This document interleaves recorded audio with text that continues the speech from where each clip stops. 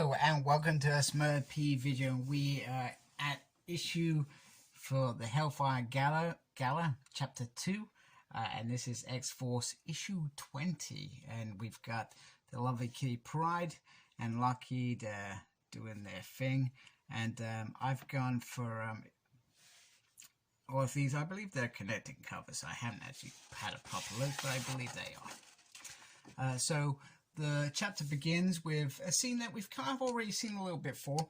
We've got Quentin talking to Sage about security and who's doing what, and then he realizes that something's going on.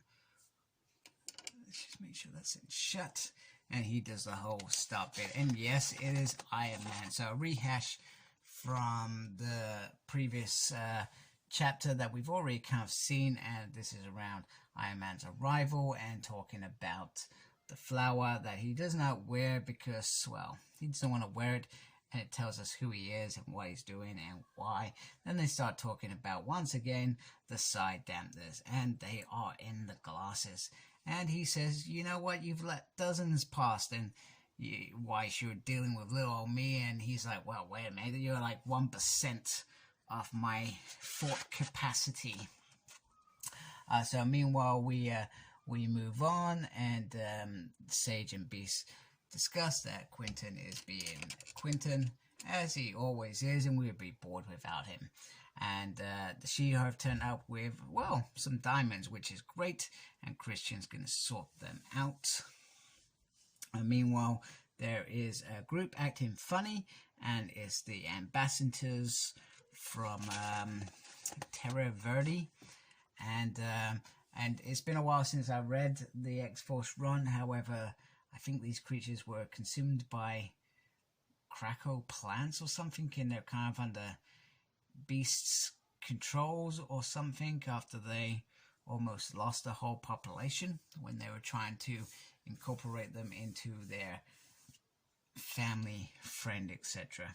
And then Beast tells Domino that, well, she's nothing but an instrument, a tool, and, well, she gets irritated by that anyway. And Sage sits for a living. This is a really riveting issue. I've got to say, feels like it's dragging a little bit already. And this is written by Benjamin Percy, who's the writer. Joshua is the artist. Guru is on the colors, Joe is on the letterers, and Tom is on design. We got the team here. Invite only, Hellfire, Gala. Now, you wonder how much input Jonathan actually has on this event and how much he is steering it. Is he steering it down to the letter? I do not know. Anyway, Professor X and Beast have a little conversation. Beast says, you didn't want to know, and he says, no, I didn't. However, White Queen is noticing, saying she is not happy about it. So what's going on here is these guys from Verde, wherever they're from, they are slowly releasing little plants everywhere and transferring them so that Beast can observe all these other diplomats, etc. But the White Queen is on to him. She has noticed. So I guess the only exciting thing to happen in this issue is Wolverine gets whiff of an intruder, and, well, it's Deadpool. So of all the things they could have put into this event, they've added, I guess, a little bit of comedy in terms of Deadpool. And Domino springs to action in her security mode, and, well, she says, I'm on my way, and Sage's like, well, I haven't told you where to go, and she's like, I just have a hunch. And it's brilliant, because that's what Domino does. She's lucky, that's her mutant powers, and like so, just as Deadpool, well, he blasts Wolverine in the head, Domino jumps in and says, don't mess with X-Force. Boom, we have a cooked Deadpool, which is pretty cool. So, the White Queen offers Sage a nice drink, and she says, cheers for you, your colony rule of Terra Verde. So, the the thing that X-Force had done, which nobody knew about, but they do know now, because White Queen noticed it very quickly, is found out, and it puts the entire nation at risk, because what they're doing is they're taking over a country, a sovereign union. That is almost like committing an act of war, so to speak, and could be deemed by other nations as an act of war and could damage everything. And she says, Beast will end up going back to the Quiet Court for judgment. Now, this brings me back to another thing. There was a long time ago where Ava Bell said about a trial for Beast, but which one? So we've already seen one. Is there another trial going on? I mean, we've already, and I spoke about this with I